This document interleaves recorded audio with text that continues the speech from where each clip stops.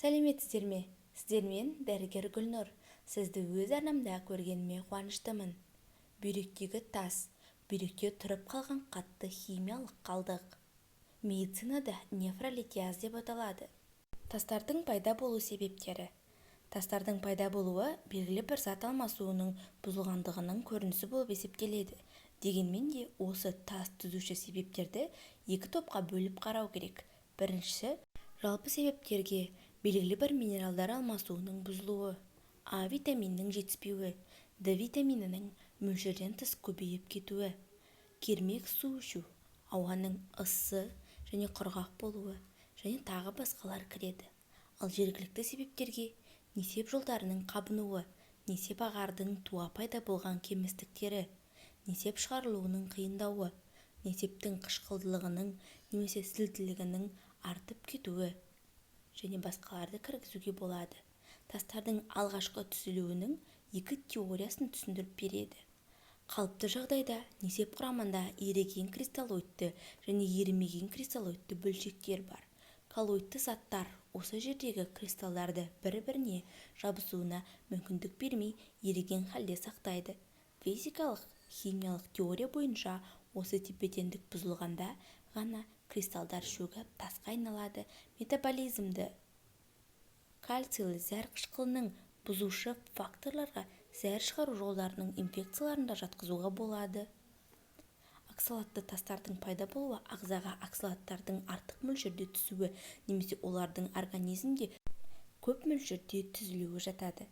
Тастардың мөлшерлері әртүрлі, тарадай ұсақтардан бастап гольф ойынына арналған шарға дейін. Бүйректе тас болған уақытта ол бүйректің зәр шығару жолдарын бітеп, түрлі асқынуларға әкеп соқтырады. Бүйректегі тас несімен қауіпті болуы мүмкін? Бүйректегі тас болудың ең басты белгілері әйелде цистит сияқты, ал ерлерде простатит сияқты болуы мүмкін. Сондықтан бүйректе тас болса, науқас бірден емханаға барып, ультрадыбыстық тексеруден, рентген, клиникалық тексерулерден өтіп, зәр және қан талдамаларын тапсыруы тиіс. Жалпы, егер бүйректе тас болудың алғашқы белгілері байқалса, уақыт жоғалтуға болмайды, әрі өзін-өз емдеумен айналыспаңыз. Суды жеткілікті деңгейде ішу. Кейде ағза суға тоймай, су сұрап, ұзақ жүріп қалса да, бүйректе тас пайда болуы мүмкін.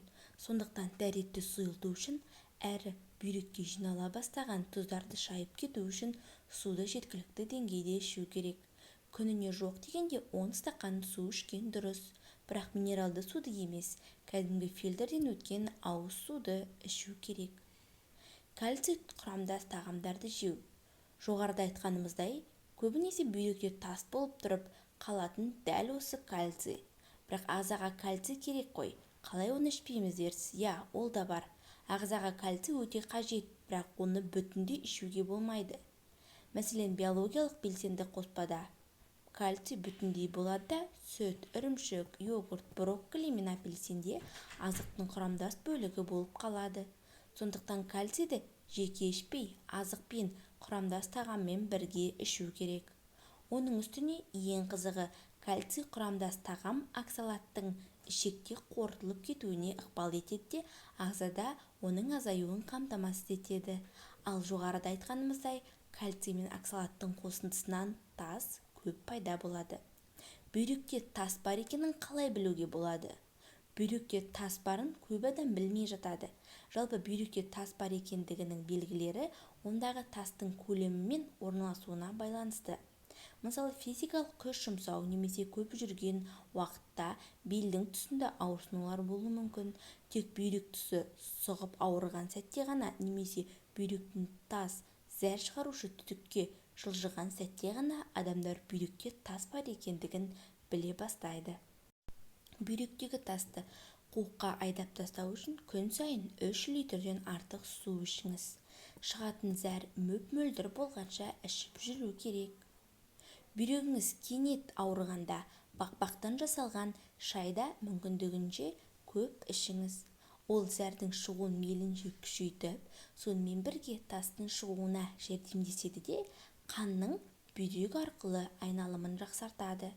Кептірілген бақбақ 2 шай қасығын 1 шыны суға салып 15 минутқа дәмдеңіз.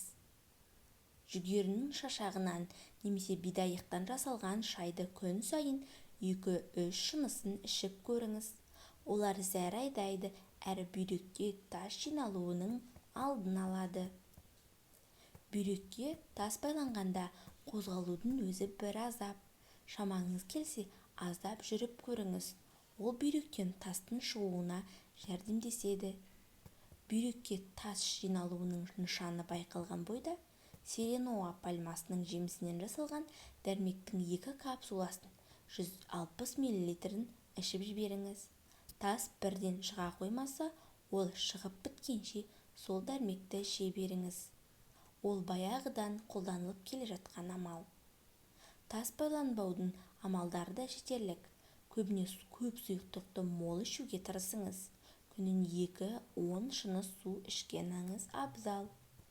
Зәрдегі кальций деңгейін төмендету.